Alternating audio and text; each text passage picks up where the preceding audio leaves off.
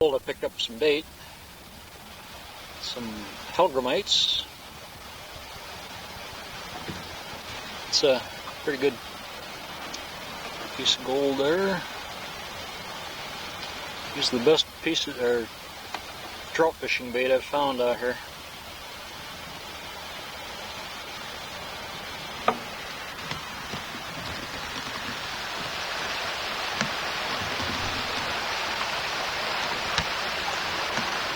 A little boy and his mother out here, she brought him out fishing, and he's using worms trying to catch trout. So I gave him some Hellgrammites, and he stood right here where I'm piling these rocks up, clearing out this hole. And 3 nice trout moved in right in here, and I had my scuba gear on down here, and I'd look underwater, point out where the fish were, and he'd drop his line in, and he caught them 1, 2, 3 right off the bat. Really got a kick out of that. Of course I did too, helping him locate those fish. And there's a mother sad over here. Oh, 96 today. It's a hot day. Just watch the news. Yeah, I think I'll go out and do a little trout fishing this evening.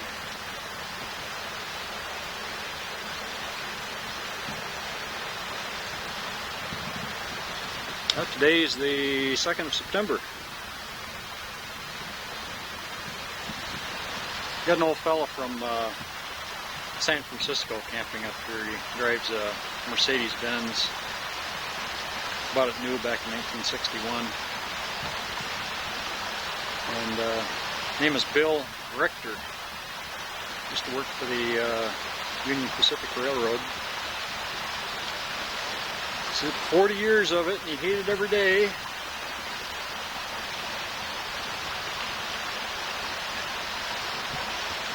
Beautiful car though, not a scratch on the body or no rust, natural. But he said anyone living within 4 blocks of the ocean, they get a lot of salt corrosion on their cars from the ocean. Well, heated up my water. Go over here and take a shower. Won't videotape this one.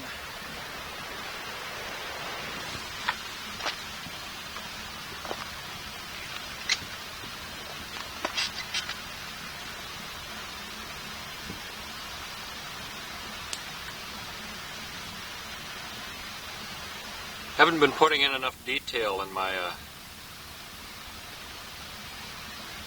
videos, so I thought I'd videotape my clipping my toenails.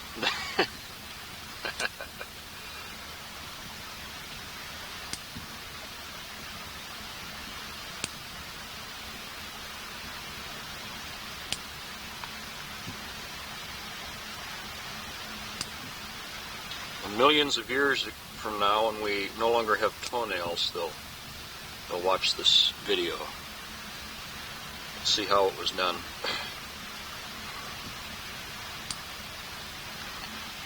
I kind of like these moccasins. I bought them in Arizona.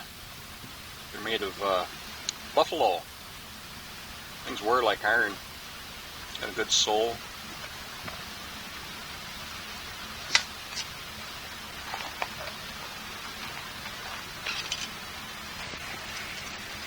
I went out in the evening last night and got some breakfast. They aren't very big, but they're sure good. They fry up real crisp.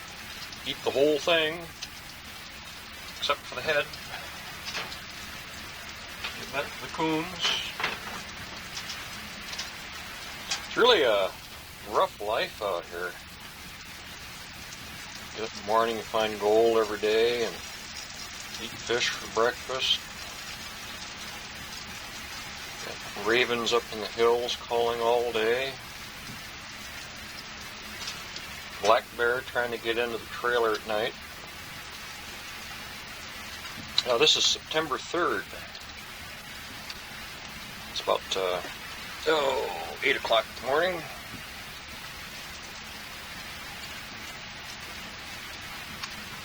Don't have any beer, or else I'd make some beer batter.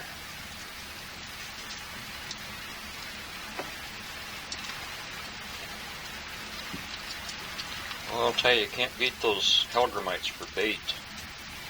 Those trout go after them like candy.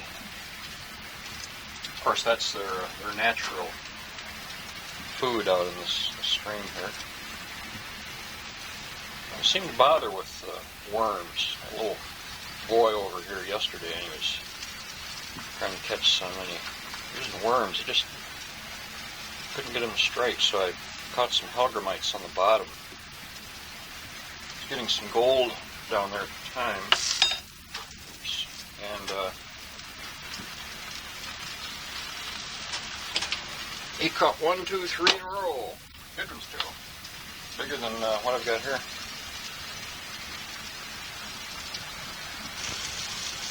Yeah, you'll have to excuse the poor light. It's still just a little on the dark side. The sun hasn't come over the bridge on the east yet.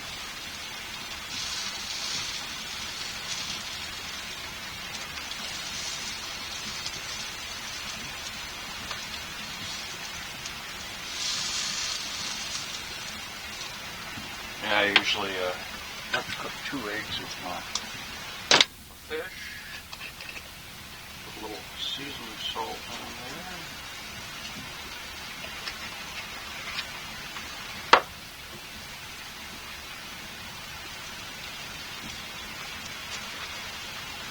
I'm going to send my videos out more often with my notes. And that long spell there, I just kind of let them pile up. Sorry about not writing, but just got carried away.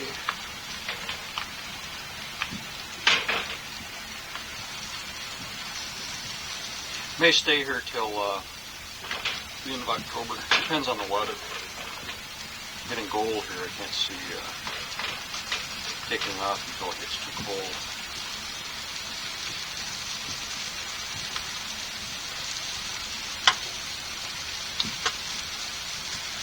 It's funny how their eyes turn white when they get hot. It's like a walleye.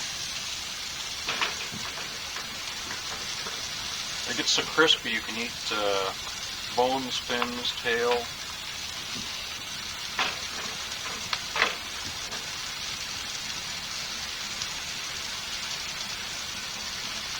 It's about like eating smelt. Camping over here, Bill Rector, he's taking vacations all over the world, and he's kept a real nice journal. Brought it over last night for me to read. Really goes into detail. It's excellent reading. The reads like a story novel. It's all typed.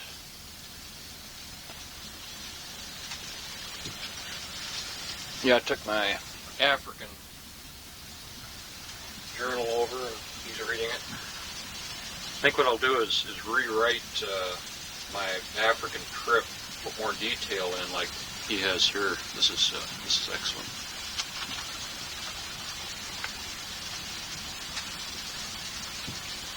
The area where I caught the trout,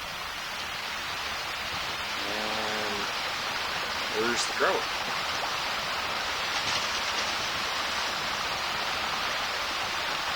I like that picture. Rivals the Mona Lisa. Those famous paintings.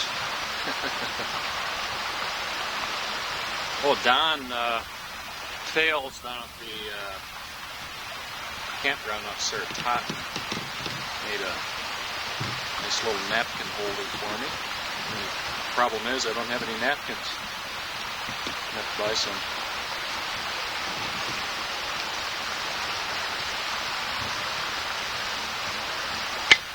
Those are real nice people. She makes jam for me, and they have me over for dinner on the weekends. He's the one that was operating the dredge down at Saratoga. Fellow with the beard. Oh, something else that Bobbie makes, and she's given me half a dozen jars, is canned smoked salmon. Well, this stuff is just, it's fantastic.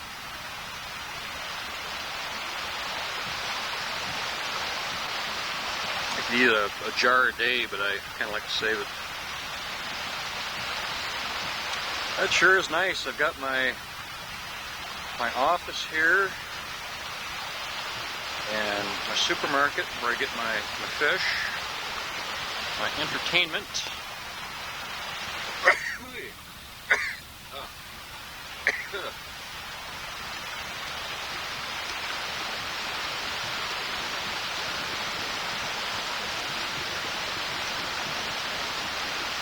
Yeah, I stay in one place so long that eventually when I leave, I kind of get homesick for the place for a few days. Then I work into another pattern in a new place. I think today I'm going to work the gravel down in here that I dredged out of my hole over here. If I can get my finger right, there we go.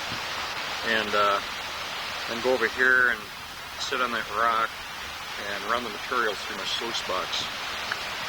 I made a little wing dam, then I put my sluice box right in here where I've got this flow. Generally, what I like to do is one day I'll do some diving, and the next day I'll work on the sluice box. Your mouth gets sore from that mouthpiece on that snorkel. Plus that water's off the cold, but that wetsuit does keep me pretty warm. I get bigger pieces of gold snorkeling, but I get more of it with a sluice box. Looks like you fellas left your fish yesterday. Yeah. That's right. Come back to get them. Came back to reclaim it. Well, it was awfully nice of you. Yeah. To clean them. Thank you. Yeah, they're in the freezer right now. That's right. Now, this little fella right here, your name is Zack? Well, he's 10 years old, and he makes dry flies and wet flies. He gave me 2 of them yesterday. And then his big brother, he enjoys gold mining. Yeah. I'm learning a lot from you. The flies that Zack made and gave to me the other day for catching his bait. That's very impressive, you know, for a 10-year-old to make his own flies like that. I can make better ones than these. How many have you made, Zack? Lots. Lots and lots and lots. He likes to tie flies and fish. Now, are you what they call a fishing fool? Yep. That's what my friends call me. Fisher boy, fisherman, fish brains. We'll see ya, Zachary Taylor.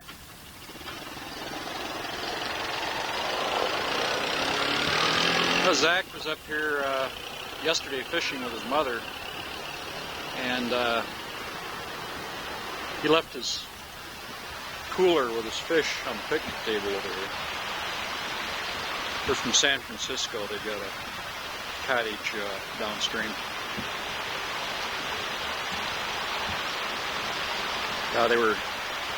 Zack was fishing down here on the bedrock where I'm taking the material out. His brother Chip was helping me with my gold sluicing over here.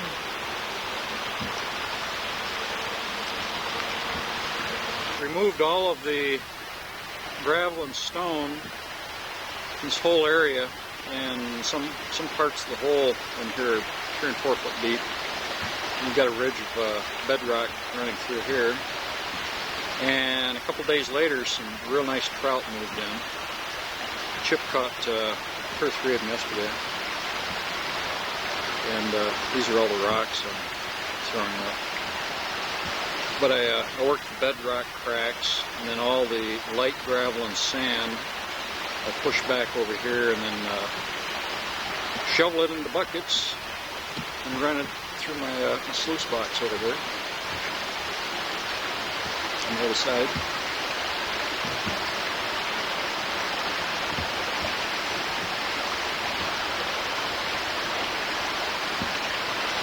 I'm going to stay up here at Beaver Creek, I think, until the weather starts getting nasty.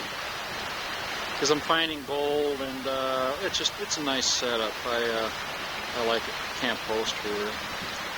Meet a lot of nice people. Then after the weather starts getting nasty, I'll head south into the warmer areas. Because I know for a fact there's gold here. I've been finding it. If I get down into a newer area, I might not have such good luck. Plus there's some nice trout in there. Well, they're all small, but all for good eating. They're small enough when you fry them up, the entire thing is crispy. Eat the whole fish.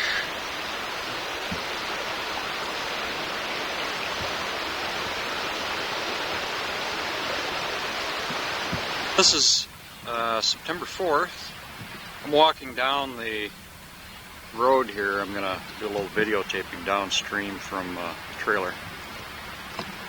You can see our water supply up here on the hill.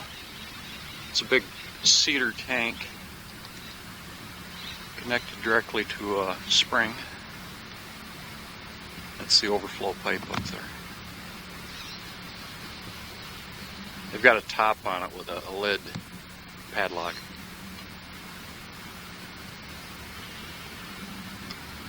A few years ago, some kids went up there and took a dump in the water and closed down the water supply for a while. Real nice road coming up here from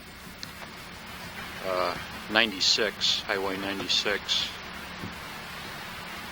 This runs off 96 and comes up here at Beaver Creek for about 4 miles, and then further up the road behind me it turns into gravel. Pick up the tripod. That's where we get the water. Right down there. Still haven't gotten a new washer for that thing. And there's my truck. Trailer down there. Walk down here and get a better view.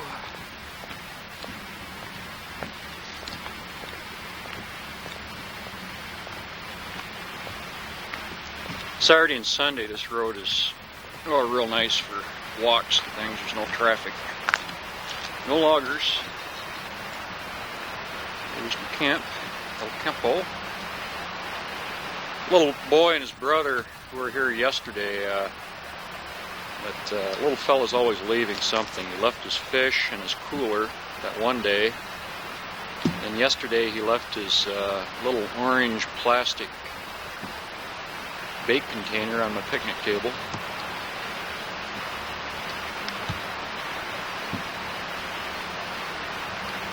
He's quite the kid. He ties his own flies.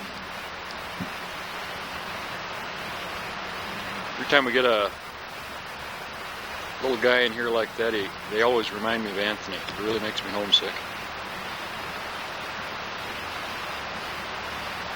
Well, head down the creek.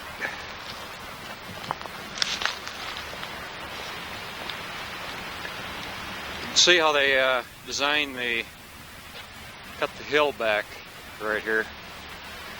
So when the rocks and whatever fall, it catches on this upper level before it can hit the road. I'm using my bionic finger as a pointer. Well, actually, it's my tripod.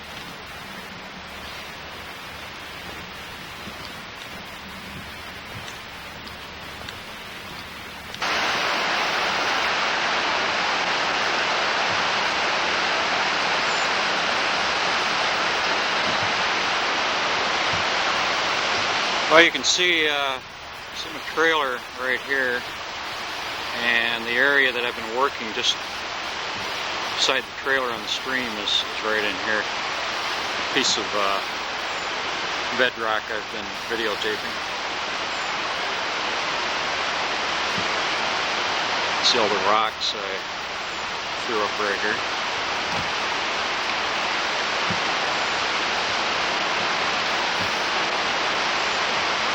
When I finish, I think I'll put a little dam across there. I started one on the left-hand side.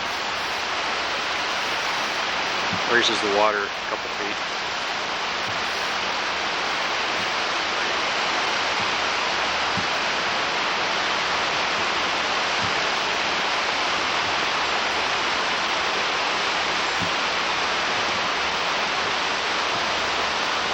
The sun should be popping over the ridge in 20 minutes.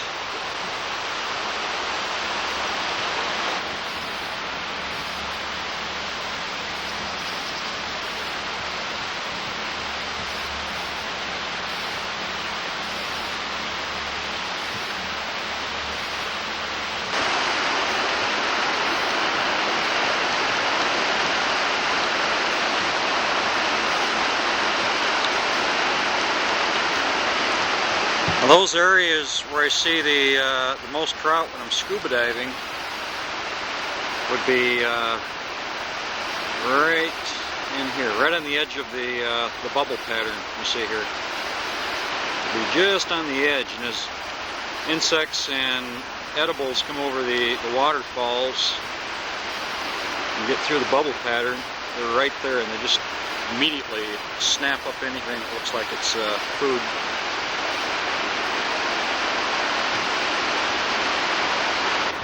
You can see an old mining trail that runs along the hillside over here.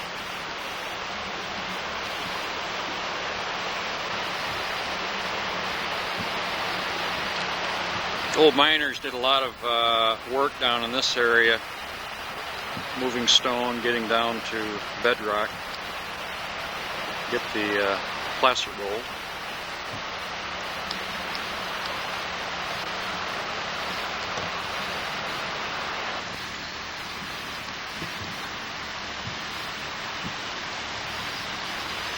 At one time they had some pretty good sized timber up on these hills up here, but they had quite a fire that went through. Killed all of them off.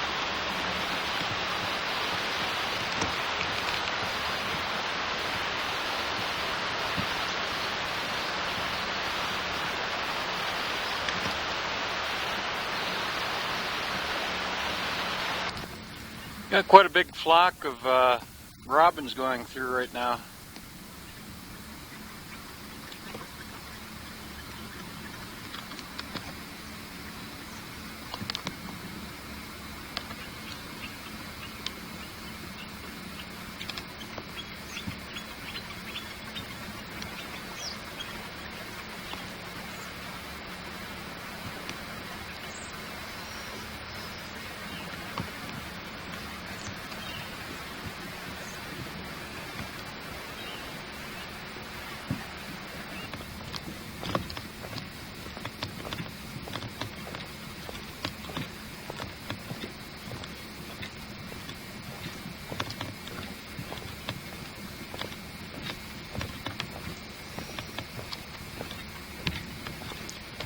Me and my shadow.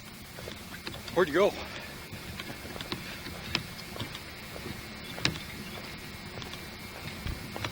Leave civilization now and head down into the bush.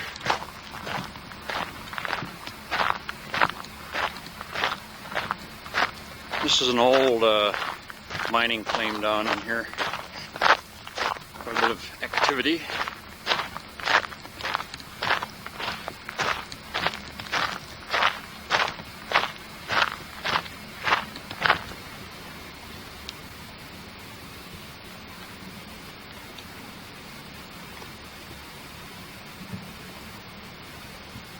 This truck to haul boulders out of the stream so they could get the gold underneath.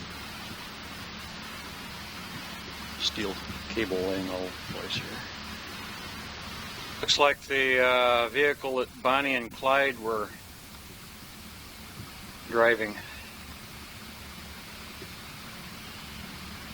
Looks like a pack rat started making his nest in here.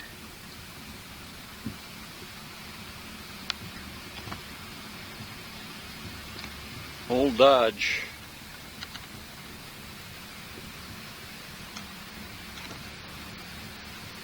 Almost looks like a spearing shanty. It's got the thing on runners. Anybody home?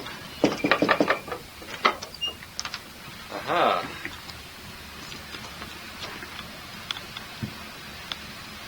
The old outhouse.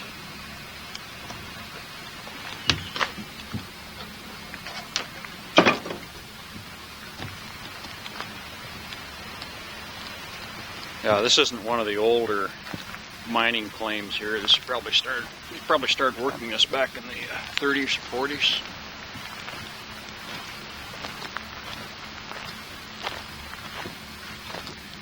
Don't see any real old bottles or anything in their dump.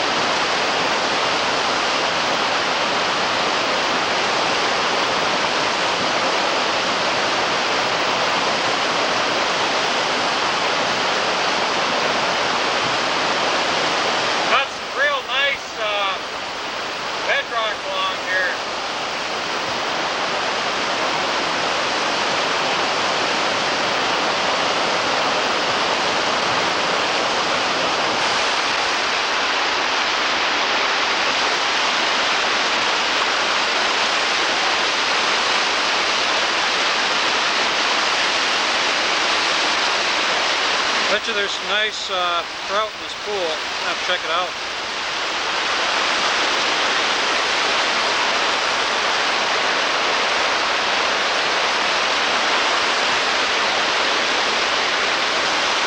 Quite a log. Getting a little rotten though. Feels a little bit spongy underfoot.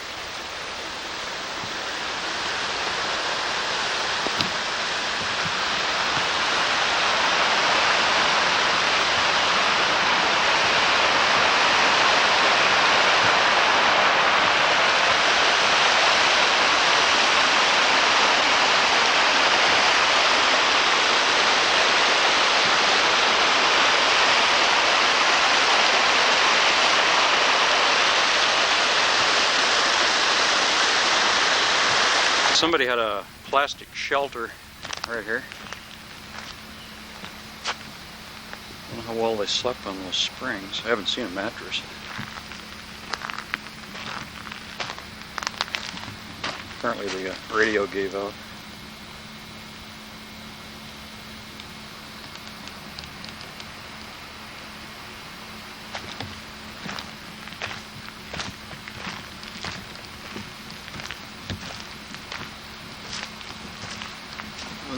They get some sloppy campers up here, I'll tell you. I hate to see this.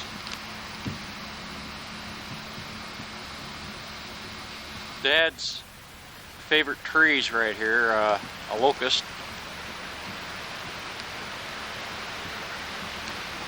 Doesn't seem to have the sharp thorns on like your trees up there, Dad.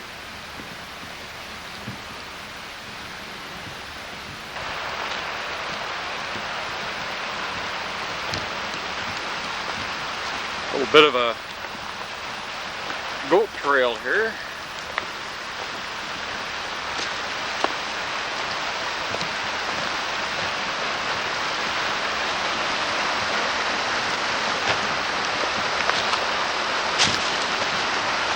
Boy, there's some beautiful bedrock right here.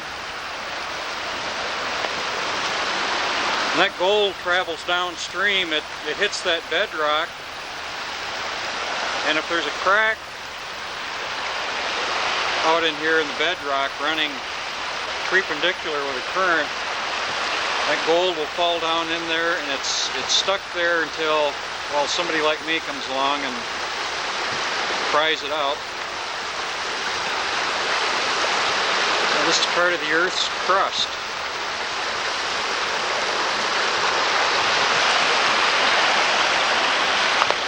You don't see very much of this up in Michigan, unless you go up into the Porcupine Mountains.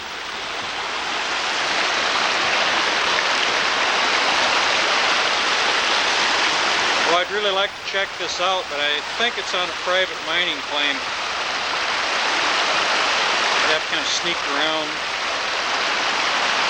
The problem is when you've got your wetsuit on and you're underwater, somebody could come along and accidentally drop a 40-pound rock on your head.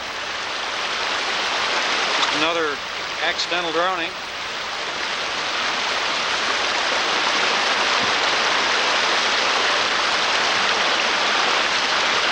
I think Dennis would really enjoy this stream. There's a lot of trout. They aren't real big. Starting the middle of September, the sea run steelhead and the salmon start coming up this creek. I'm going to have a ball when they start coming up. They're a pretty good sized fish. We're about 180, 200 miles by river and stream from the ocean up there at Crescent City.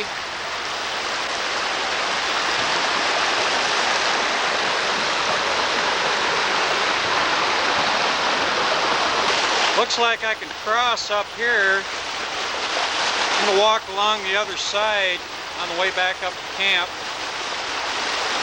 The road runs up along top of the hill up here. But I want to see what's along this opposite bank over here. See if there's any old prospector shacks or claims or shafts.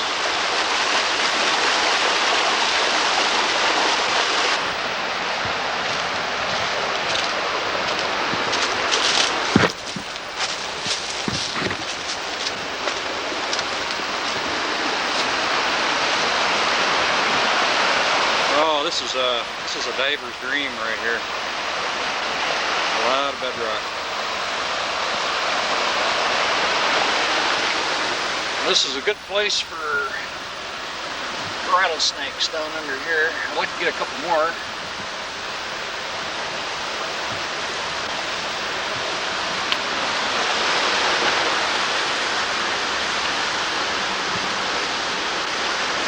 The rattlesnakes like to lay along the stream banks because it's so cool.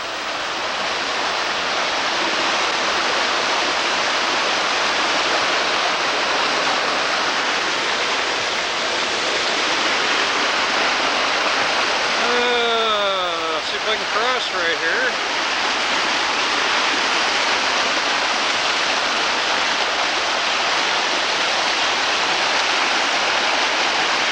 Always a little leery about water when I'm carrying this camera. Once you get them wet, you've got big problems.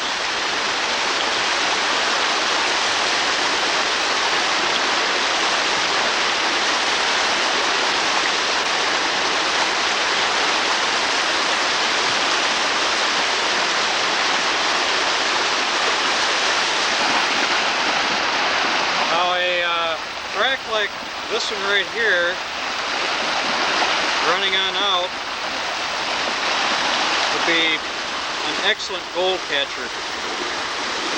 Take a chisel, crowbar, screwdriver, dig down as far as you can, and if it's too deep, then you widen it out.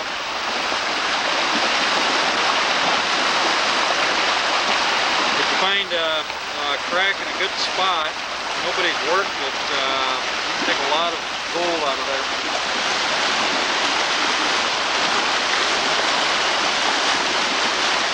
Somebody left their sandals downstream. I gave a holler. I said, if you're still here, I'll leave your sandals. This is out in the middle of no place. Hell, I can use them. They look brand new.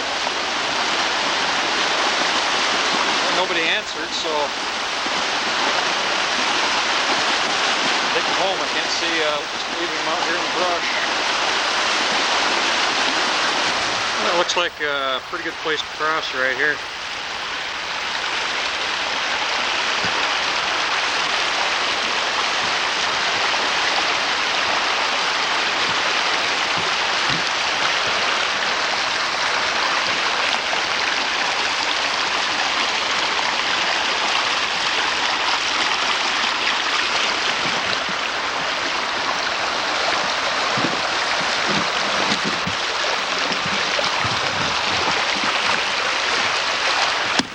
Water Ouzel in the center of the picture.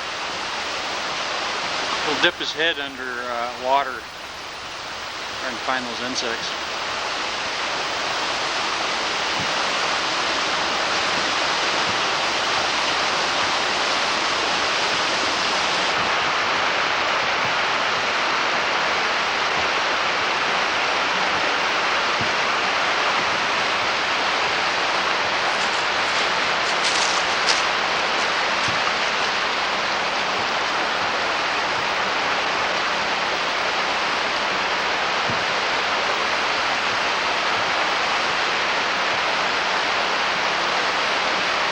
Well, there's poison oak all over this whole area. You have to watch yourself.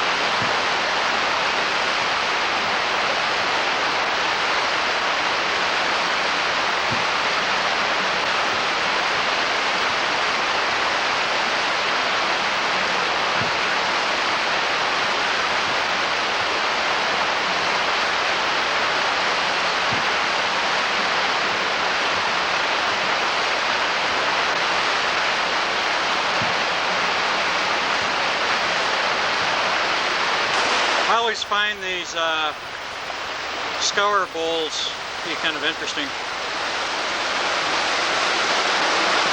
If you take out all the gravel and water, that probably goes down there about 2 feet.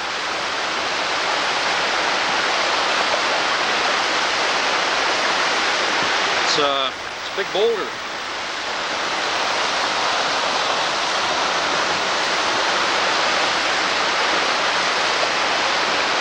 Possibly this was on the stream bottom at one time and it managed to break loose. Because generally these scour bowls are right on the bottom of the stream or river. Now when gold gets trapped in these, you get that wave action in there and the gold turns into dust. So it's not a real good place for nuggets.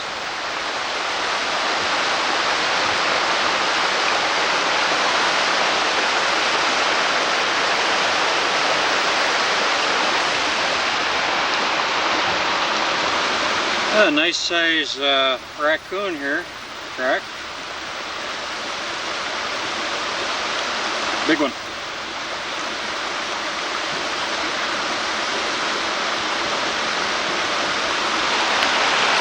Back to camp now. Hello, Bill! Over here!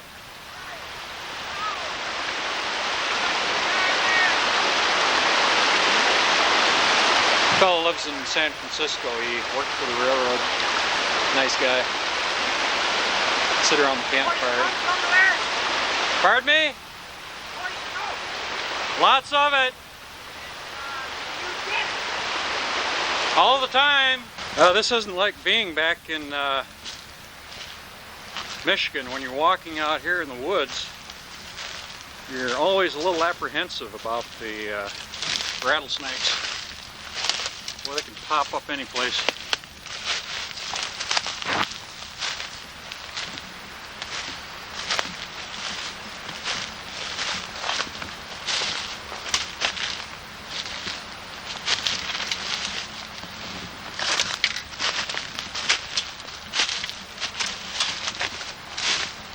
It's got a piece of bedrock right here.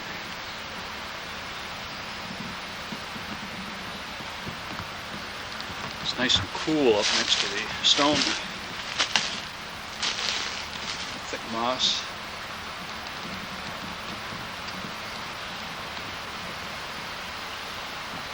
So I can have a big chunk drop on my camera.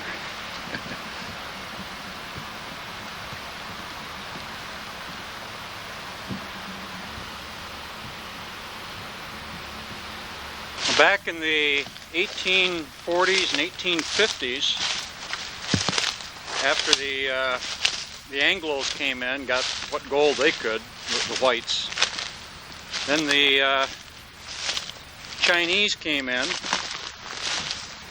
and they had a bit of a settlement over here. I found the foundations to their buildings over here one day, and I'm going to see if I can find it again. I'll use my metal detector. Go over the area, see if I can pick up a few yen.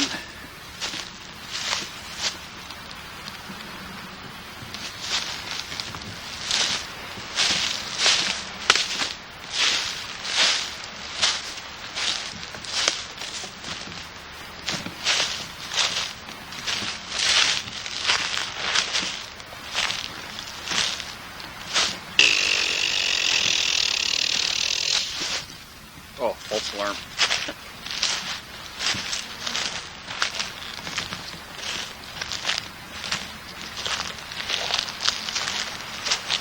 Now you can see that poison oak is growing all over here.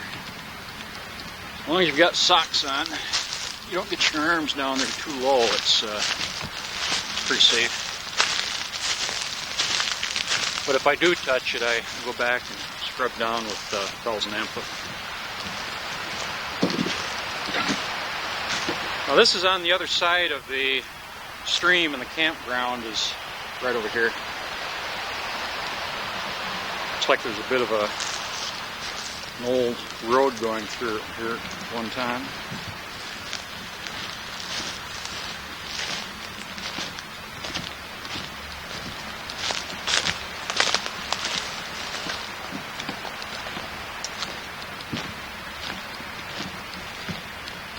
Now, before 1964, they had campsites over on this side of the stream, and they had a bridge, log bridge crossing down over here.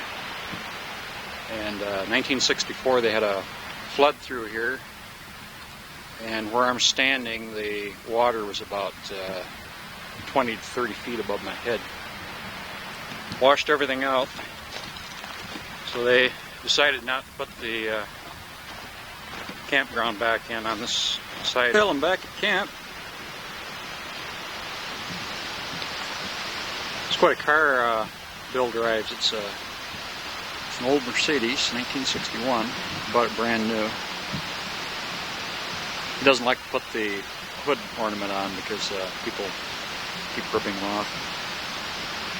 $25 a shot. They are expensive. The car's in beautiful shape. Said he's been offered as much as $10,000 for it.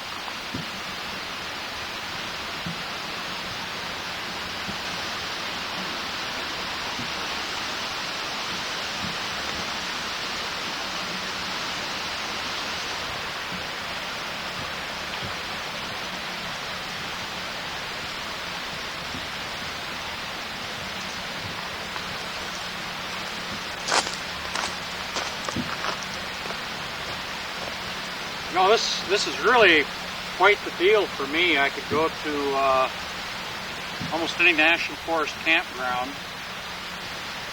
in California and just fill out a form, and if nobody else is put in for that campground, I'm campground host.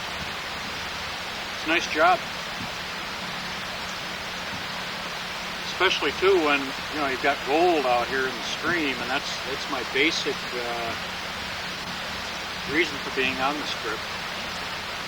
Looking for gold.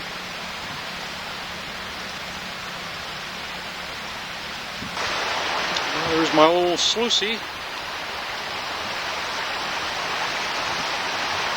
I'm going to use my wetsuit today and work on that bedrock again. Now the sandals I found down there are very similar to the ones I bought down there in Happy Camp. Only the ones I found are practically brand new.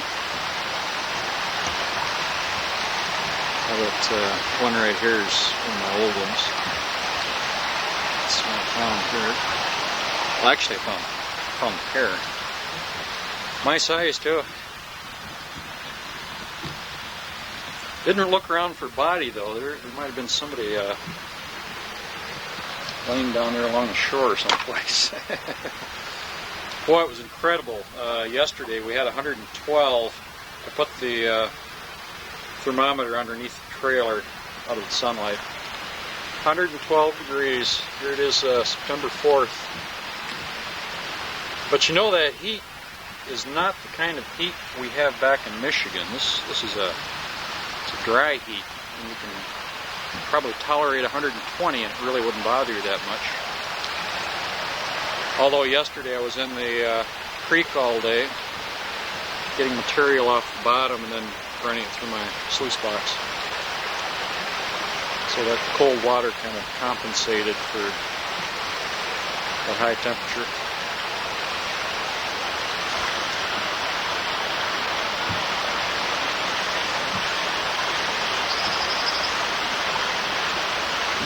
Another water ouzel.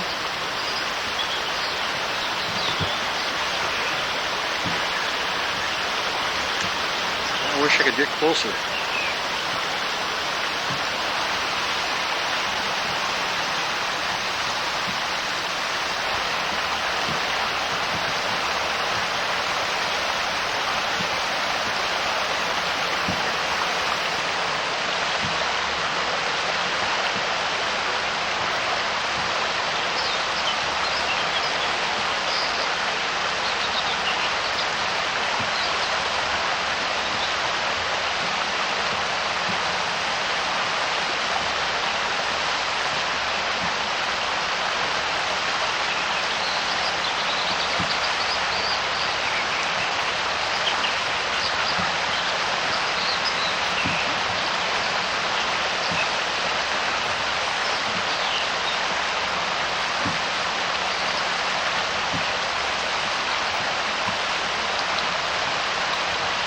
They're a fascinating little bird.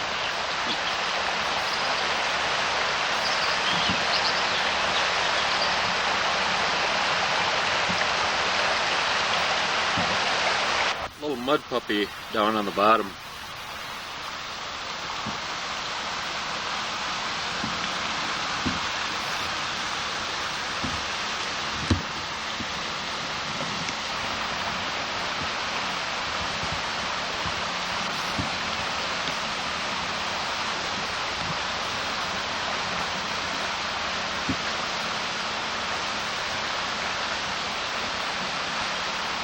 I'll take him and put him back in.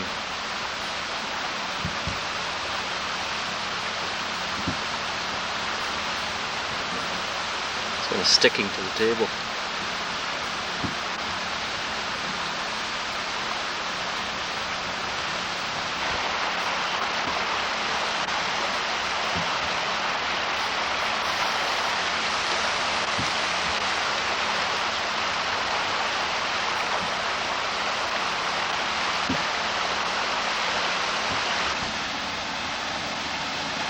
I've seen some down there about a foot long, but they're awful hard to catch.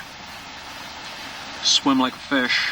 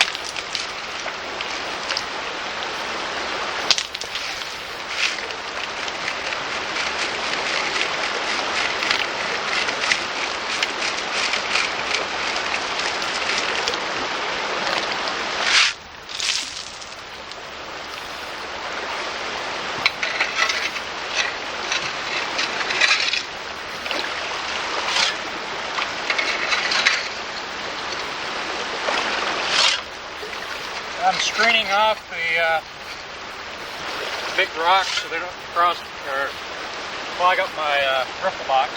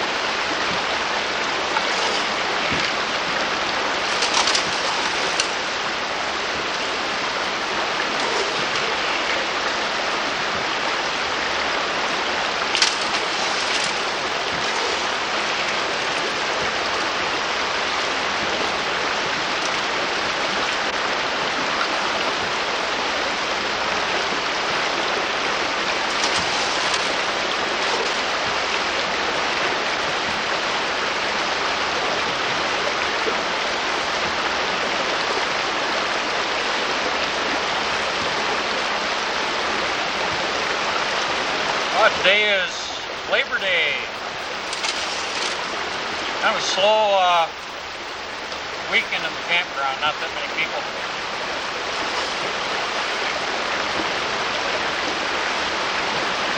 It's awful hot, high 90s, low 100s, and 112 3 days ago. Of course, when you're in this cool water, you don't notice it.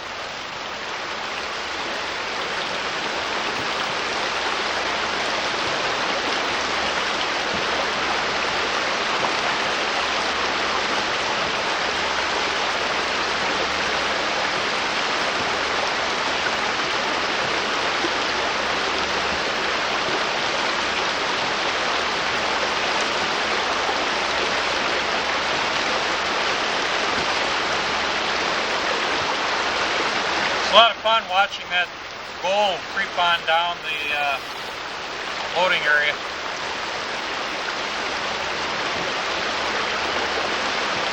Actually, it's exciting.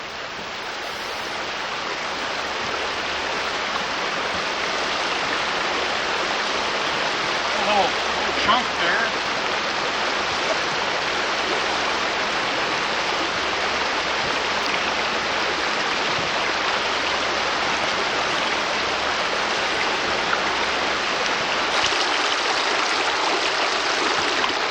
Piece of gold right down here.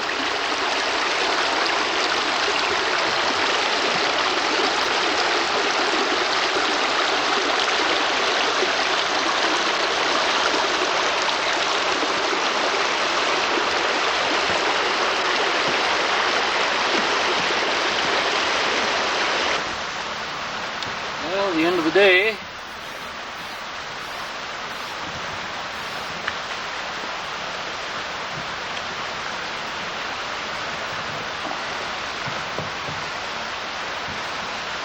I like when they're big enough you can pick them up with tweezers. You can see that.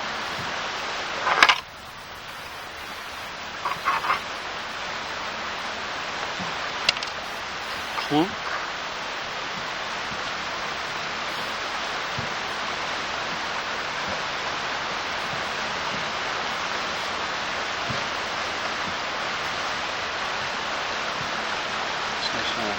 Piece.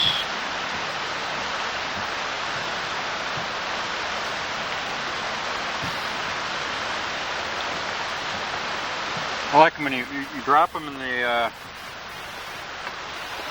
little vial here, and when you can hear them clink, guess what they call the ones you can hear clink?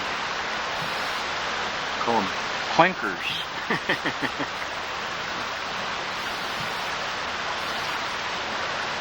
Well, the easiest way to do this is a little tube here. all rounded up in the corner.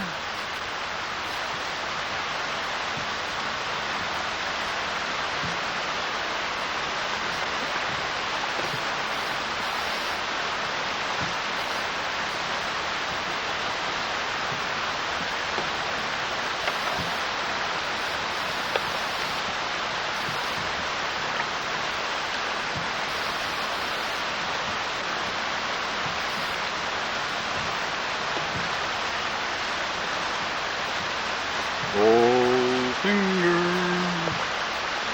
he's the man with the Midas touch, the spider's touch, such a cold finger.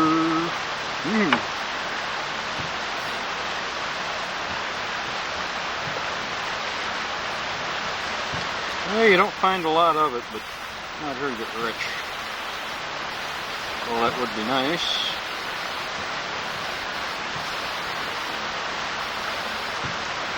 It's really never my intention in the beginning. Just find enough to pay my expenses. Kind of a self-perpetuating situation.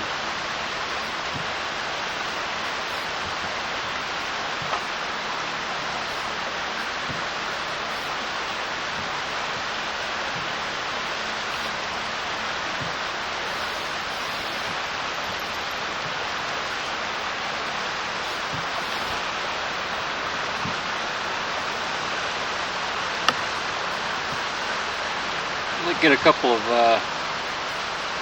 1-ouncers up here in this Cascade range.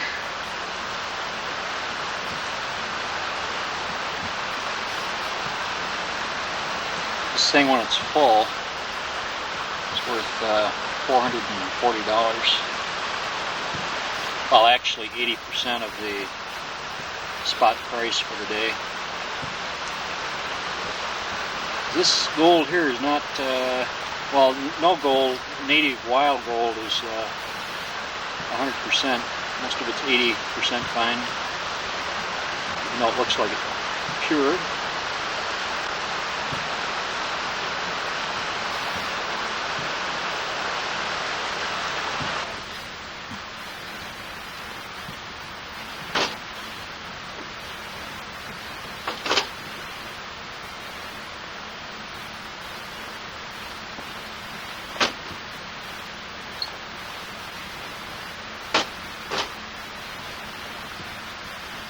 It's too hot to cook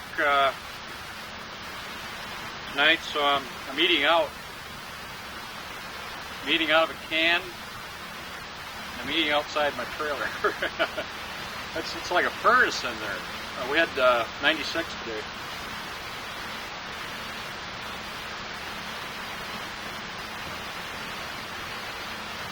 Stuff's not bad. Split pea and ham soup. Mom's going, oh, my son, he's not eating right. Well, I get my basics. I get my milk, vegetables, fruit, meat, every single day, vitamins.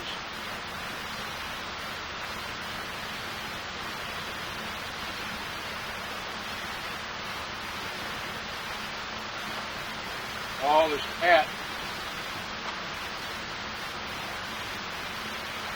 Problem is, I've got some other campers in the campground. Ugh.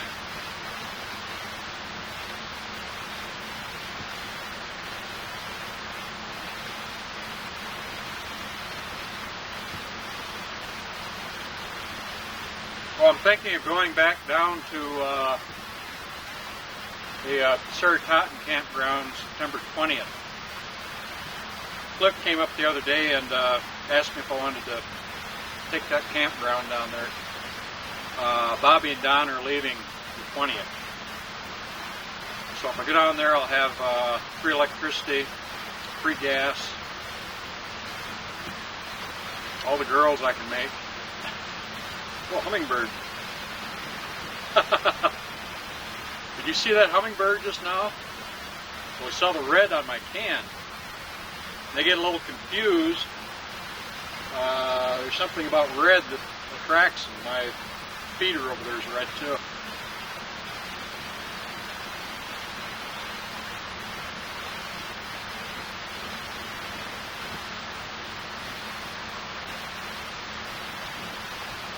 Good stuff. What, 96?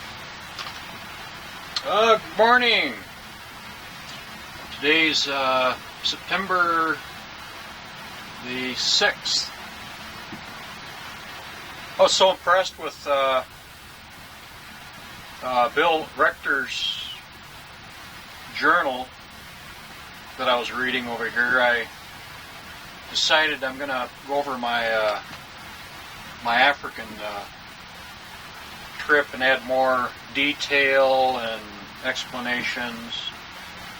And I've been doing a lot of writing about that trip too, putting in extra stories and things. Plus, every morning when it's still pretty cool outside, I don't want to get out into that stream. I'll wait till it warms up, and then on the morning I'll either take a hike in the hills or do a little writing. Some of the stuff I've written, besides my daily journal,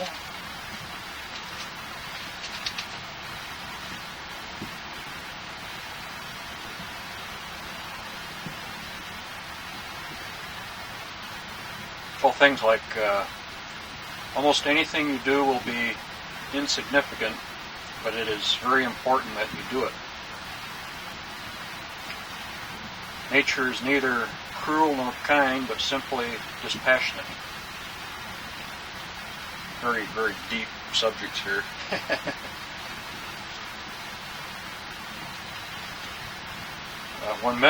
When two men are telling tall tales, the first liar never has a chance. Cliff Chapman, my boss, said that. I pick up a lot of things that people say that are really interesting, and I'll write it down. Some of these are my thoughts too. Oh, here's one. The moon has sunk, and midnight is gone, and the hours are passing, and I lie alone sometimes.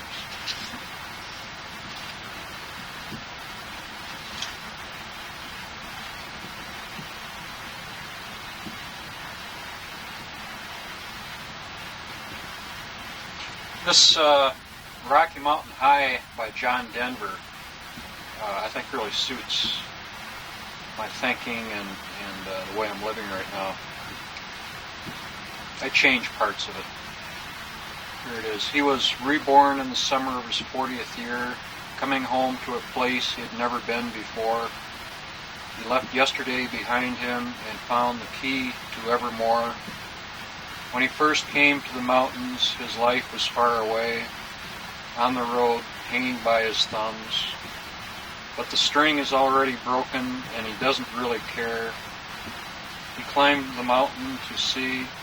He climbed to see the mountain and saw silver clouds below, and saw everything as far as he could see.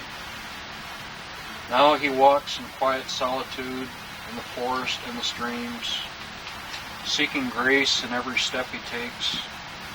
He tried to turn inside himself to try and understand the serenity of a clear blue mountain lake. I think these words describe my inner self.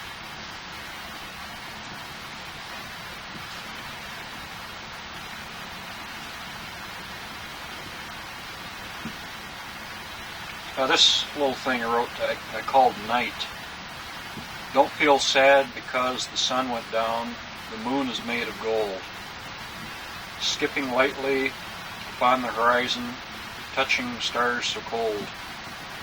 Dreaming upon a nova bright, its lights so very old. The light of sun upon the east, its lights so very bold. Catchy, don't you think?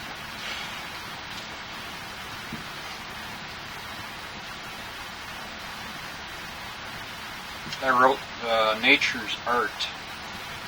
There's so much beauty to be found in this world of ours, in winding streams and fields of green, and so many wildflowers, and fluffy clouds and skies of azure hue. There's beauty in the rolling hills and deep green valleys too. There's beauty in a tree's attempt to reach majestic height. There's beauty in the sunshine and the moon and stars at night. And then I wrote serenity. You can really think deeply and feel things when you're traveling alone and you're in places like this, you know, the mountains. No people around. Oh, serenity. Serenity is still blue lakes and slowly drifting clouds, shady glens and mountaintops away from noisy crowds. So when you're feeling pressured and you want to feel serene, just close your eyes and visualize your favorite quiet scene.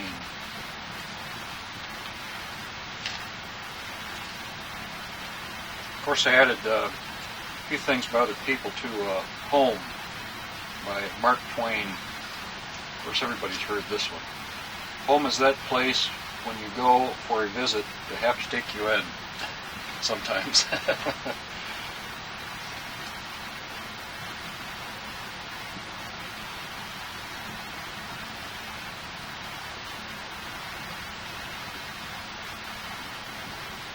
Mother Nature's extras. She could have made the sun to rise without such splendor in the skies. She could have made the sun to set without a greater glory yet.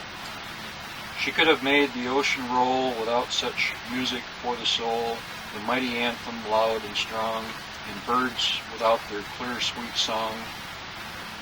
She who made the earth and skies gave extras for ears and eyes, and while my heart with rapture sings, I thank her for the extra things. The quiet place. I seek a quiet place far from trouble and strife, where I can piece together the puzzle of my life. It's there away from TV, people, and phone that I can think and just be me. And then there I find a peace and joy that only life can give, for daily in my quiet place I'm learning how to live. I wrote this one in Arizona right after I climbed Mount Wrightson. I call it Golden Rays. When your feet are sorely aching and you've too much to endure, and you're worried of your backpack and you're looking for a cure, put your lips to Jim Beam, and with golden rays of hope, he will comfort you and give you strength to climb the steepest slope. I should send that in to the Jim Beam company. They could use it for advertising, showing a mountain climber. Mountain's majesty, bright and white in the morning light, such beauty is a breathtaking sight. If I may, if I might, climb to an eagle's dizzying height, to see beyond the pale moonlight a twinkling of bright starlight.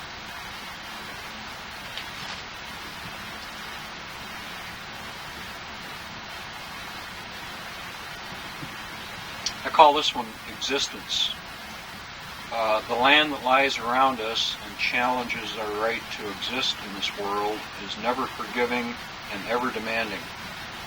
We must carry and pull, hammer and saw, we must mill the light from the waterfall, yet through all the toil, defiance, and pain, the monkey with a brain shall have done it all in vain.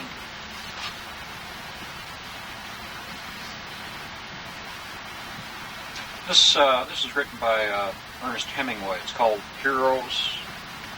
Our lack of heroes is an indication of the maturity of our age.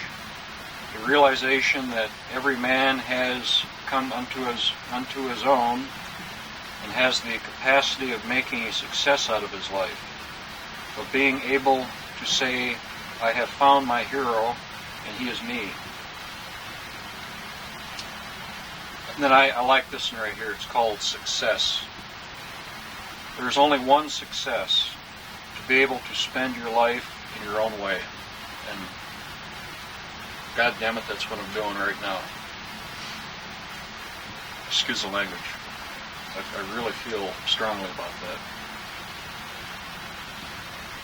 I have met so many people on my trip, mostly retired people, and they're in their 60s and 70s, and they've busted their ass all their lives, worked at jobs they hated,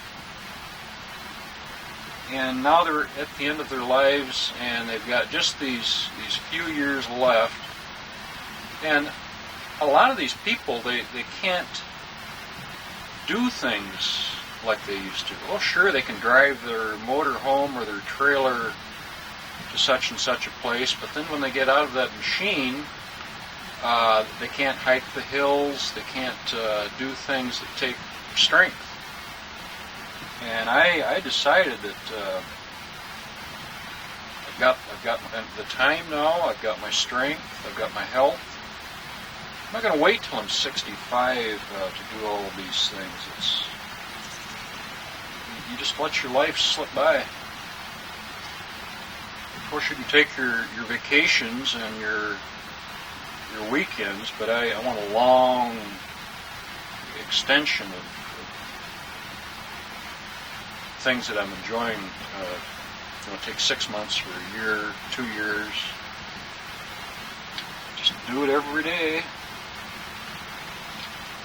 Got a thing in here I call Mankind's Burden, and it's about religion. But I'm not going to read this because it's got some pretty harsh things in here about religion. If somebody wants to read it, if I ever send these notes home, fine. But if they're a religious person, they're liable to take this page right here, or 2 pages. Which I wrote 3 pages, and throw them in the fire. But that's how I feel about religion. I think it's a waste. Well, I'm finding my monthly expenses getting lower and lower every month. I'm learning how to conserve on things.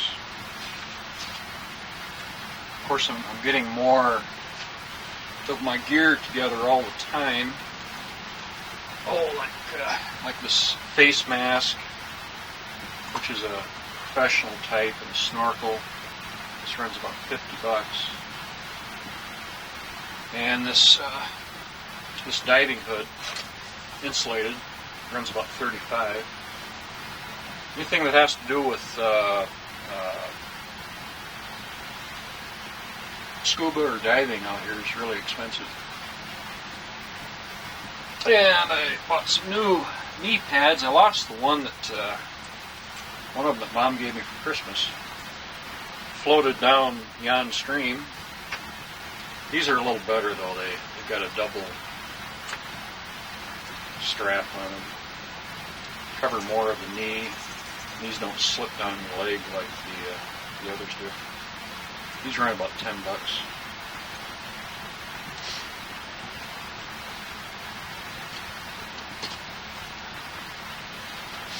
Well, I hope you're enjoying the videos I send home. I really enjoy taking them. It's almost like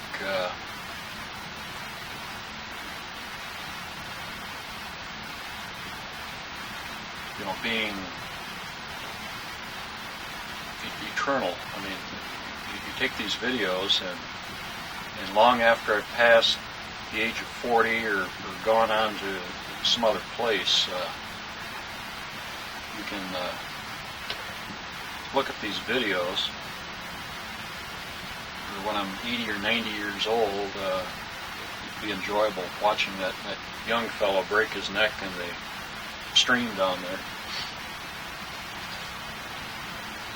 He's rocks are all slippery. You go down there and you kind of do a ballet dance trying to walk out into the middle of the stream without falling.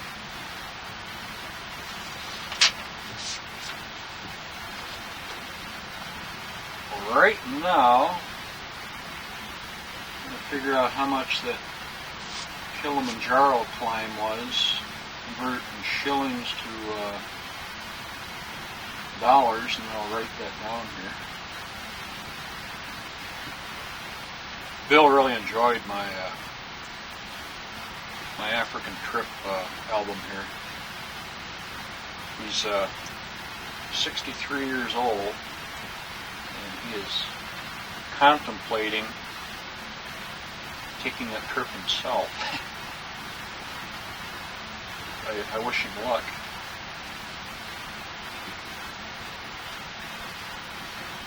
Well, to be truthful, I would take that trip again tomorrow,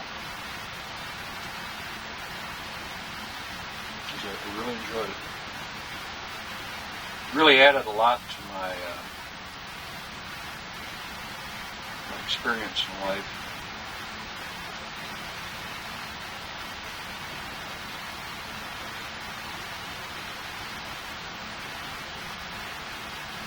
You know, I'd like to see our whole family go over there someday, but most of them don't really share my interest in Africa. But you don't have to be wild about the animals and the natives. Just the trip itself is really interesting.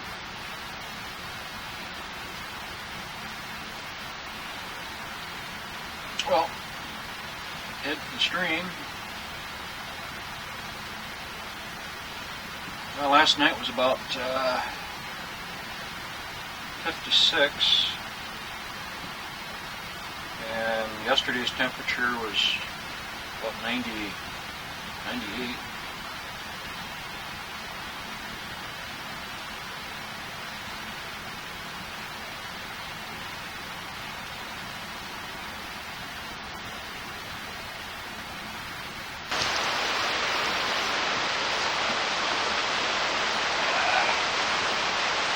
Well, I think I developed a new technique for fishing.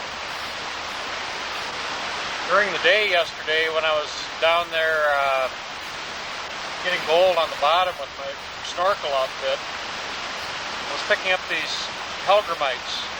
I stick them in my gold bottle.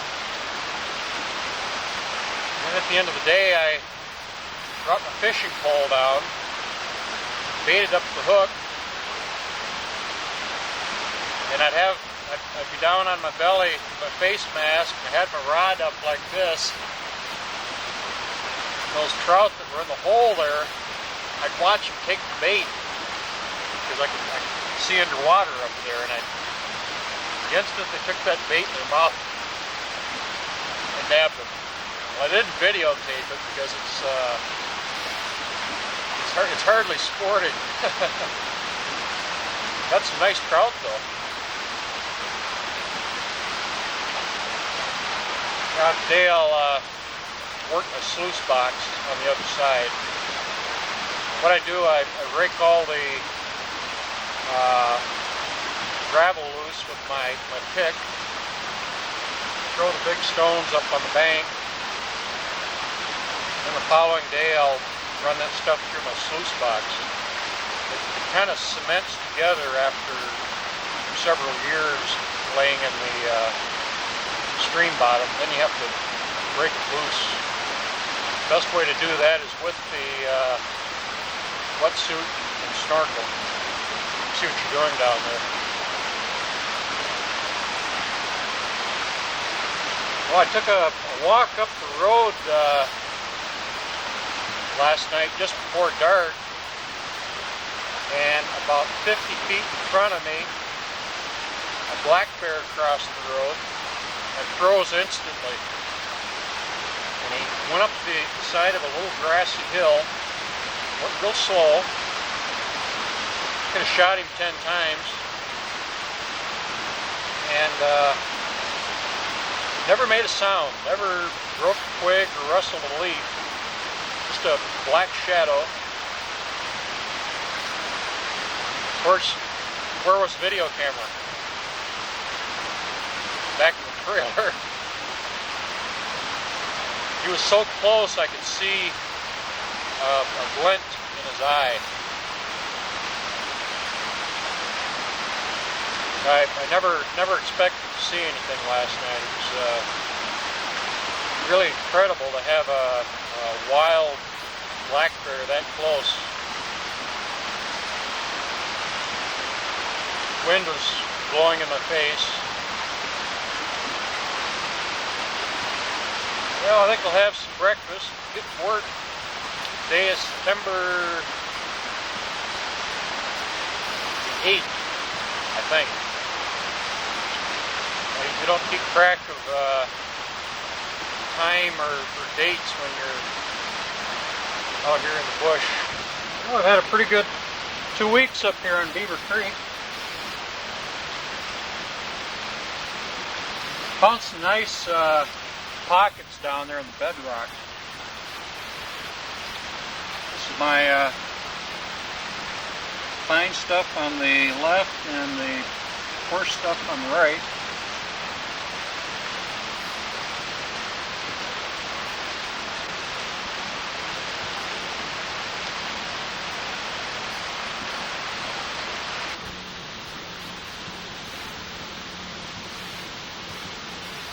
Sure is pretty.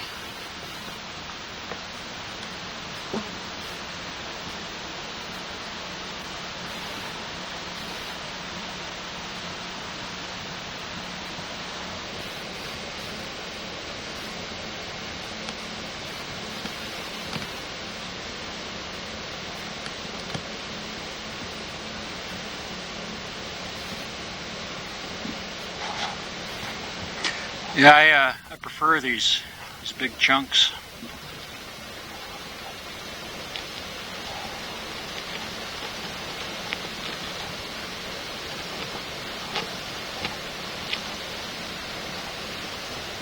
I'll send the big stuff home to Dad. He can keep it in his gun room. And I think all of the fine gold I find like this will sell. It's not really all that impressive, although there is a lot of it.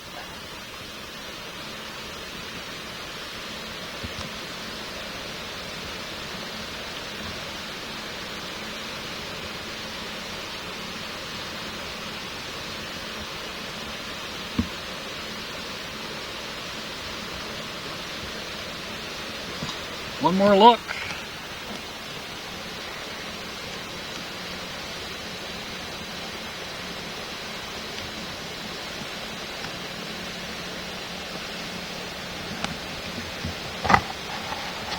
Oh, I just love to touch that stuff. I'll put this in nitric acid, clean off the mercury and the rust.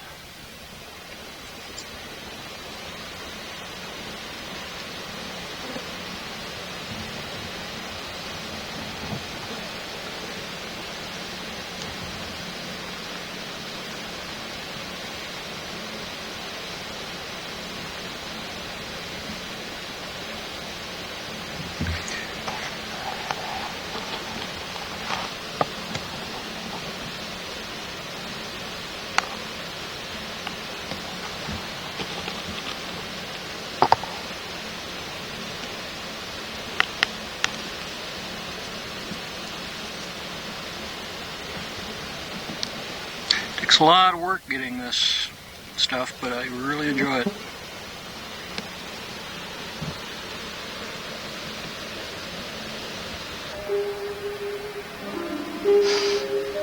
Oh, no, I'm not snorting gold. I'm actually blowing out the little light pieces in there. Little pieces of fine dust, dirt.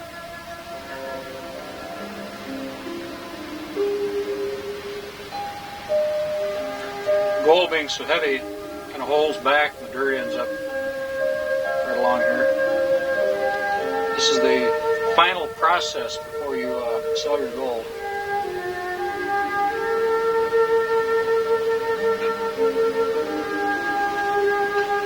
Stuff's pretty clean right now.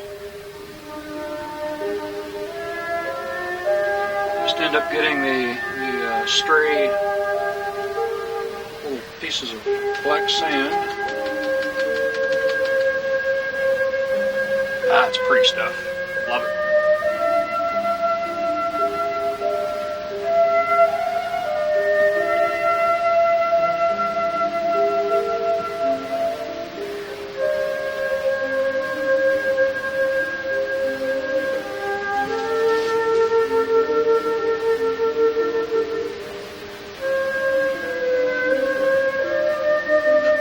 Oh, my boss, Cliff Chapman, just stopped in, and he told me that none of the campers up here can have any more fires, at least until we get some rain.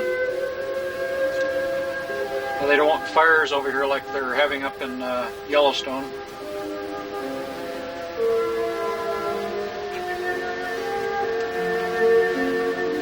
If they have any fires over here, Cliff said that I could get a job fighting the fire. It pays pretty good, I guess. You supply your own vehicle and haul people into the fires and help on the line. You get $125 a day. Now, if you don't have your own vehicle, you get $75.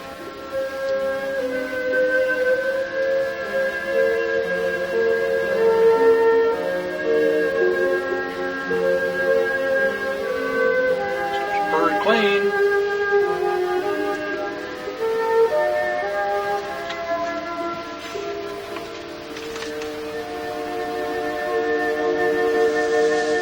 Golden shower.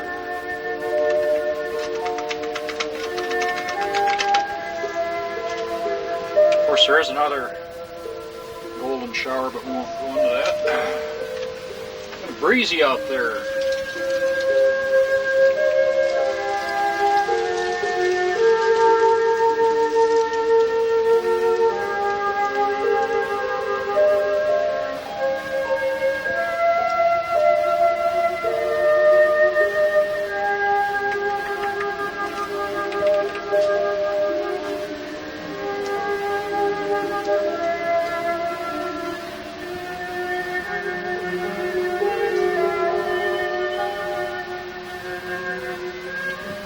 I would make a bet.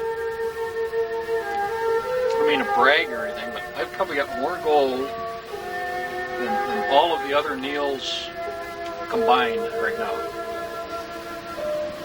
And yet I'm probably the poorest.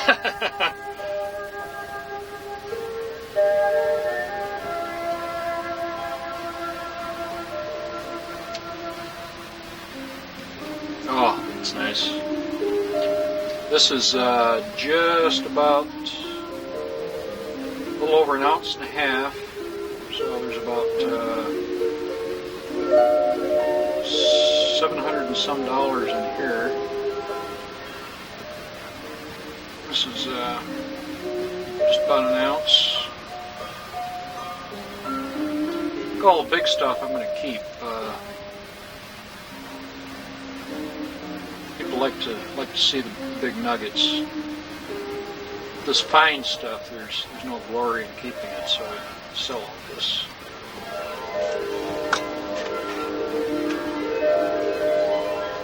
I'm doing a lot of writing. I've got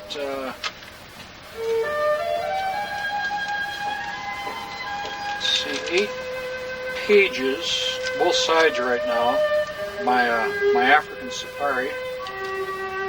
And I'd like to write 200 or 300 pages, and think about writing a book. Of course, I'm adding a lot of stories in there too of other people who've been to Africa.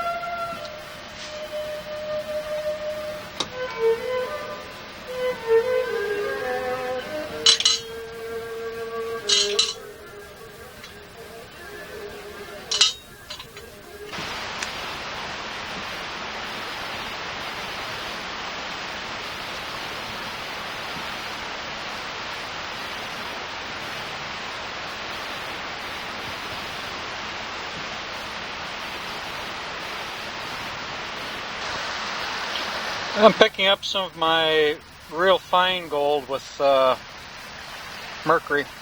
Saves a lot of work. Then I put this, when it's filled up, I put the Mercury in nitric acid. Nitric acid burns off the Mercury and leaves the gold. Gold is usually a little tarnished because of the Mercury residue. So then I put that in a jar with mostly vinegar, some dish soap, a dash of salt. And then I shake it a total of 20 minutes, 5 minutes a day. You can see the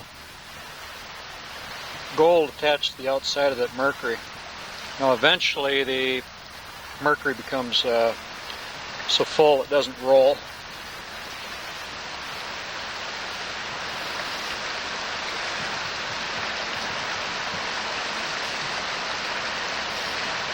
That's it.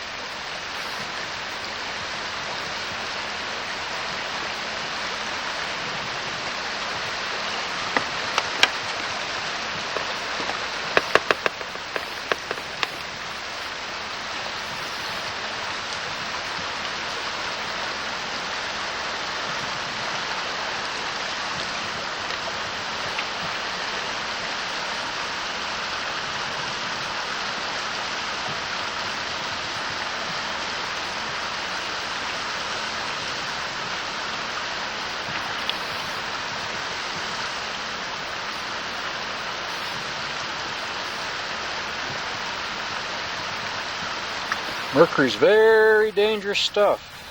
You never want to get it in a cut. Never want to breathe the fumes. A lot of old prospectors ended up losing their hair and teeth, eventually their life.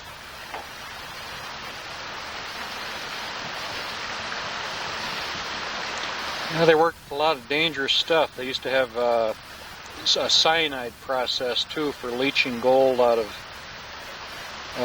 tailings.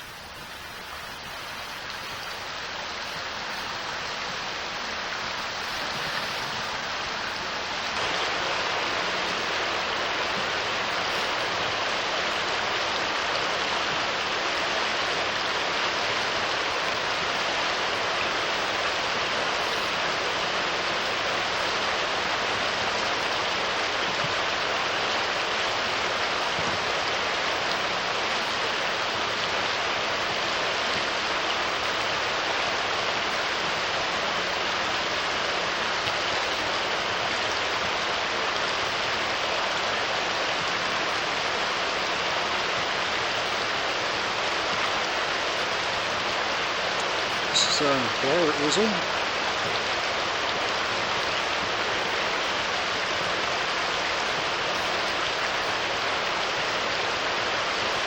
He's looking for dinner.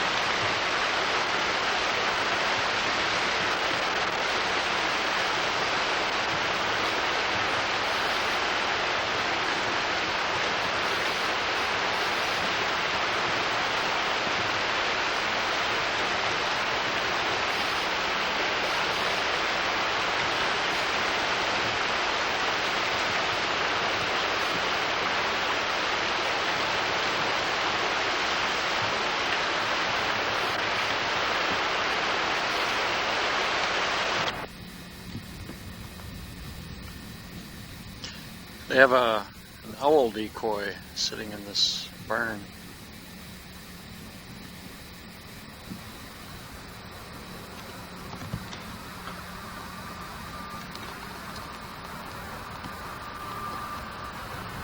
White egret.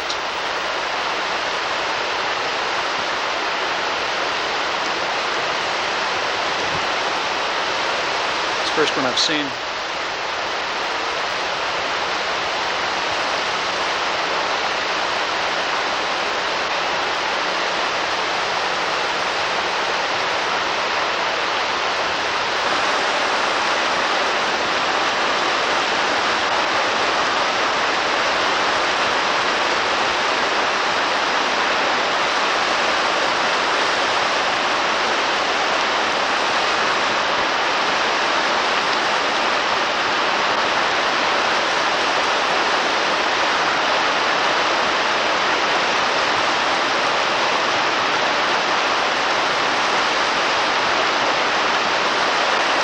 Tailed hawk.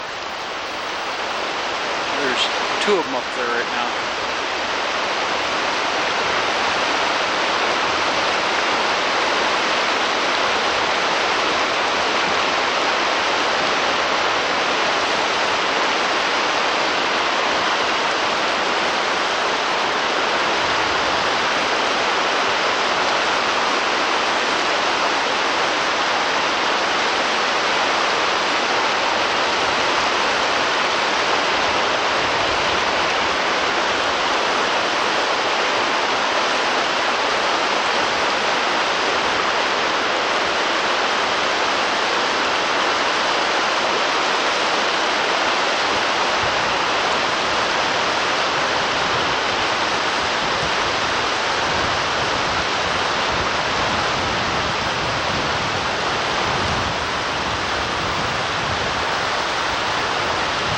Three.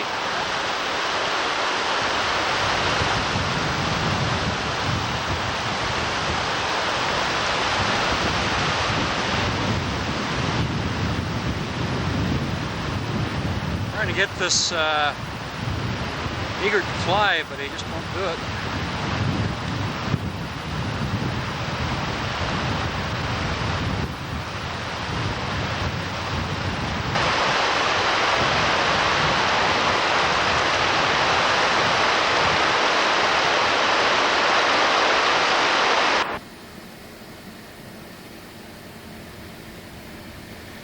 This is just outside the town of Seiad Valley.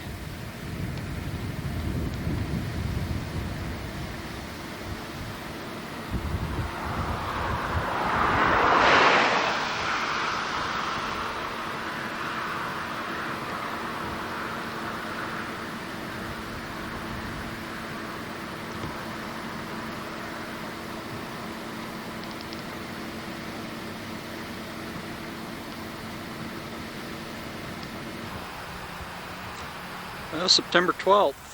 This is the Klamath River Valley, Northern California.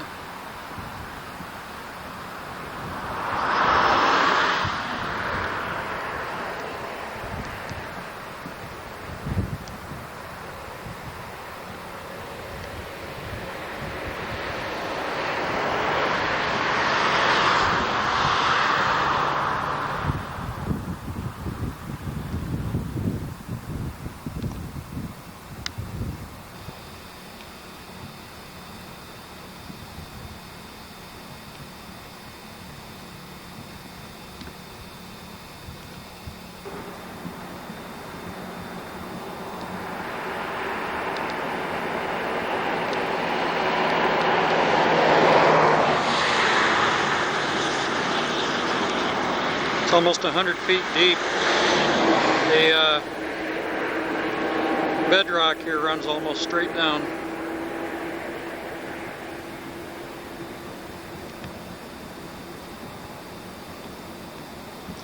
Very poor place to try and get gold. Almost have to use a submarine. You can just about see Dredge right here behind that rock.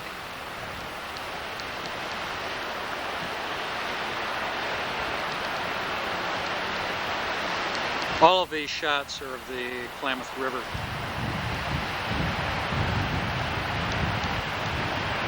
Good location for gold right here on this bedrock. Also in the... Got some pretty good high dives into deep water up here, but I don't think I'll try it.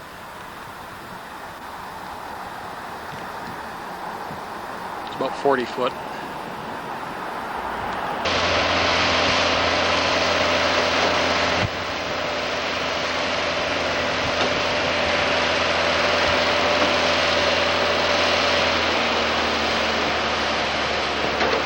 This is a, what you might call a big time dredging operation.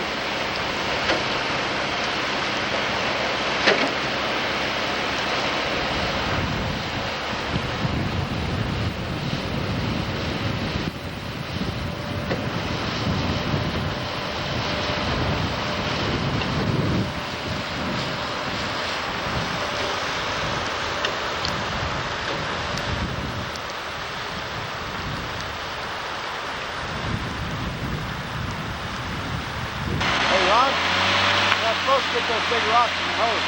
Well, the hose is in the flare. I don't understand.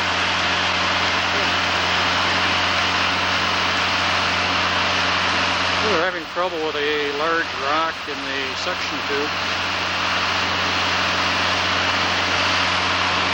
We're going down through approximately 12 feet of overburden.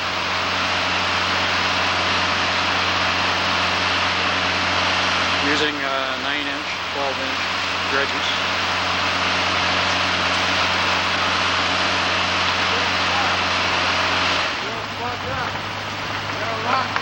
These dredges will run about $6,000 to $8,000 each.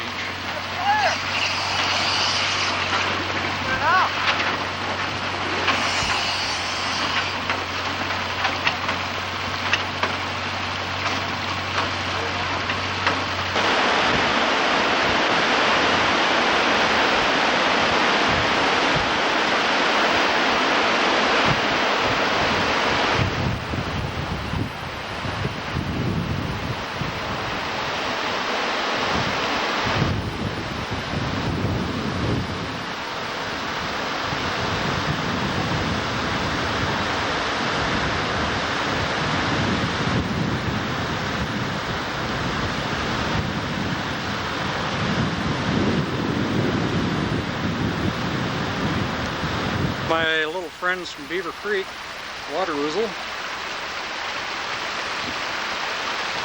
down on the Klamath River. Looks like something had part of a salmon for breakfast on this rock. Salmon are just coming up right now.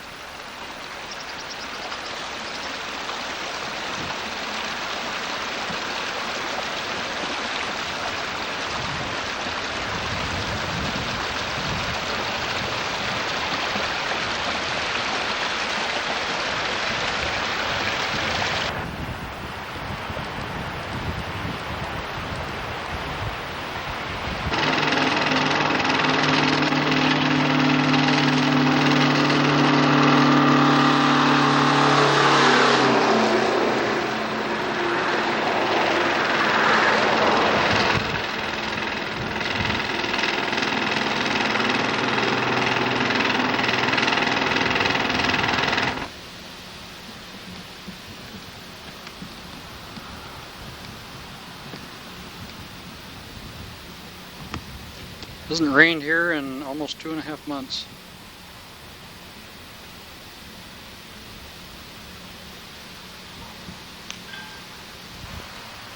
Well, this sure is a beautiful road we've got coming up the Beaver Creek campground here.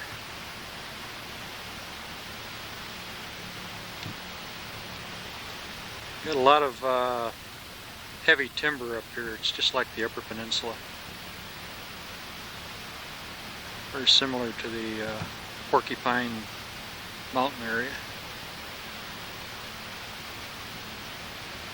That was right down here in the curve where I saw that black bear a few nights ago.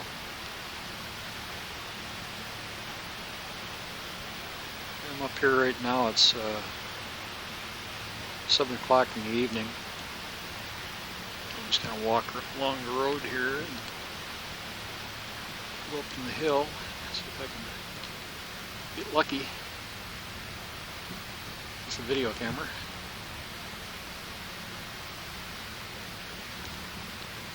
Should be using my 12 gauge.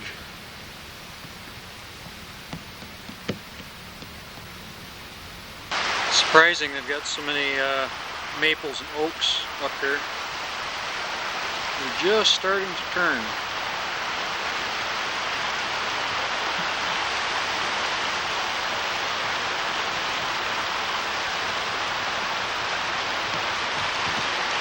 Beautiful bedrock right in here. Problem is it's all private claim.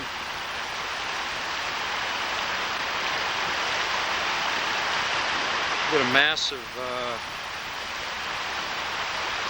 surface piece of bedrock like this, and you can really have a ball as far as tearing it up and finding gold nuggets. A place like this right here would be real good. There's a nice crack right there. Gold comes down with the current, hits that crack, falls in.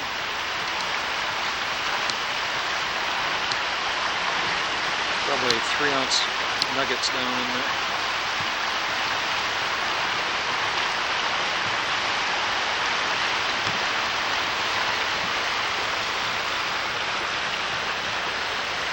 There's another maple.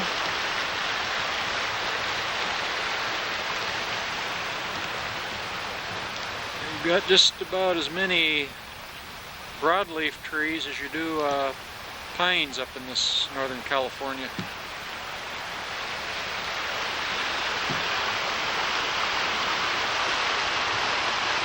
You can see where the prospectors of 1849 cleared these rocks off the bedrock. All up and down the stream, they just clean it right back. They left an awful lot of gold in these streams.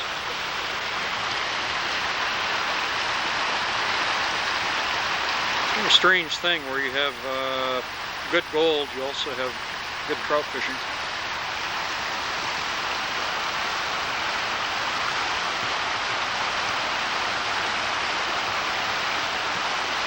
Now, from my experience using my underwater gear, the trout will be right on the outside of these bubbles. Going through here. This is a good spot right here. As soon as your insects go over the falls and go through that bubble pattern, the trout are right there, and they just take a good dive at anything that looks edible. I've seen them grab leaves and twigs and spit them out.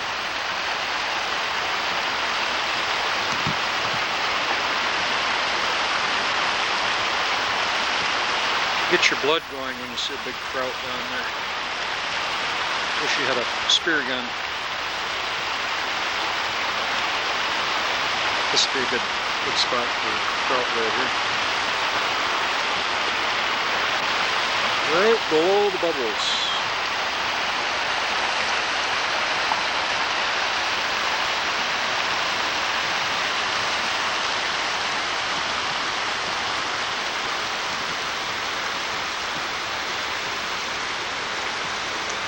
Rifle deer hunting season starts next week. You just may buy a license. I've seen a lot of nice bucks in video. Well, with the lack of rain, even these logging trails stay in pretty good shape. I haven't seen any washouts.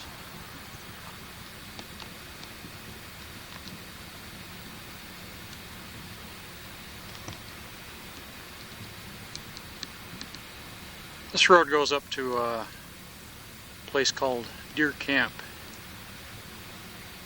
Got a sign down in the corner.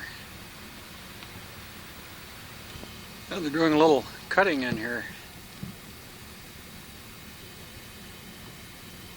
Looks like a mess, but it doesn't hurt anything. Makes more food for deer and bear, opens up the ground.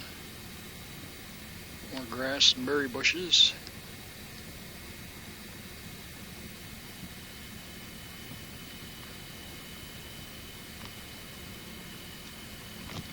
You get dense timber like this over here. This big stuff down here, not too much grows underneath it. Good for porcupines and red squirrels. Not much else. If it wasn't for logging, we wouldn't have the game we've got today. Take Michigan's white pine. Nothing grew underneath it. Deer. Blacktail doe.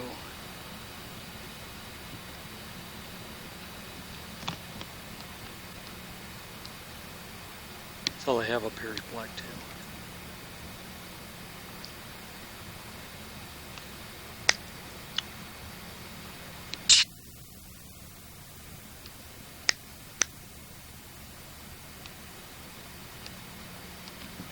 That was a buck, and I had my rifle.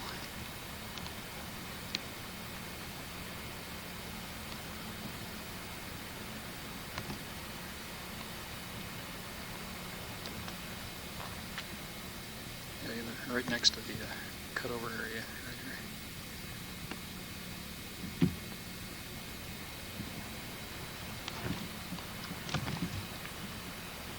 And moving on.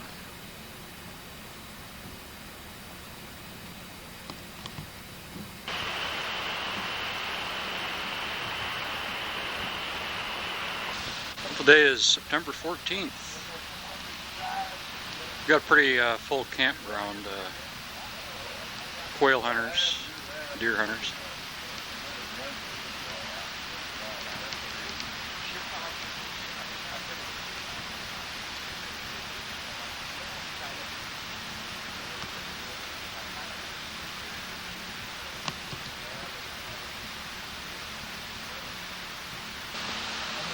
I like this outfit.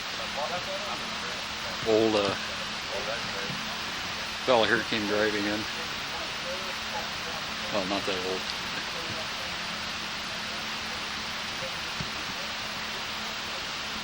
Got this sleepy old yeller there.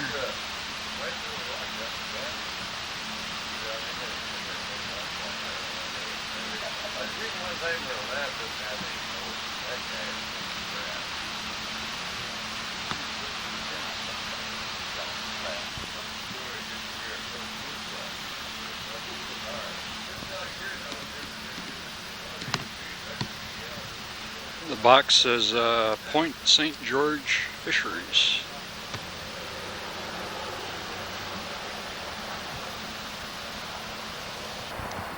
These hills just out of Yreka, California are very similar to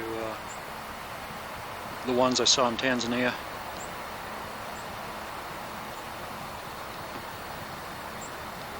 Granitic rock.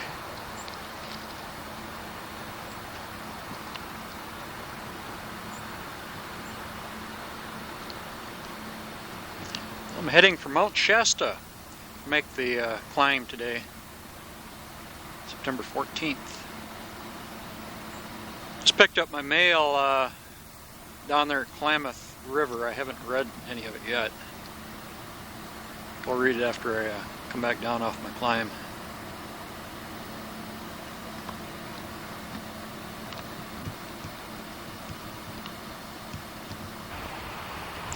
You can see Interstate 5 off in the distance. This is the Shasta River and Valley.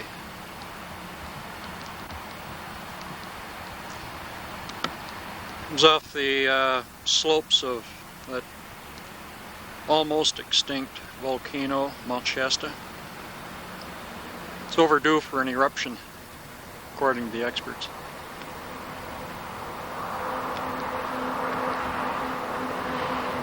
Mount Shasta's over the hills about 60 miles away.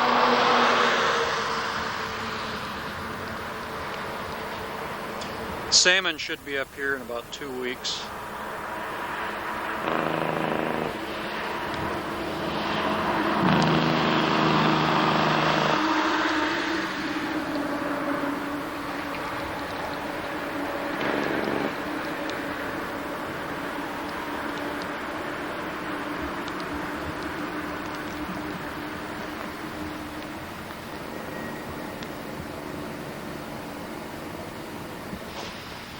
This is the Siskiyou County Courthouse where they have a large gold display.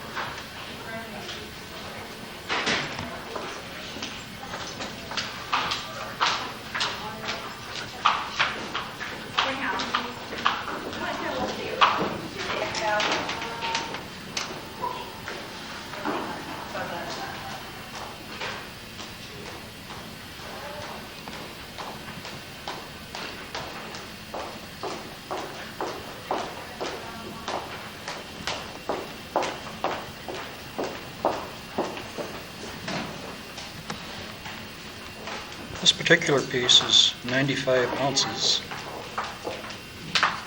approximately 6 inches long, 4 inches wide.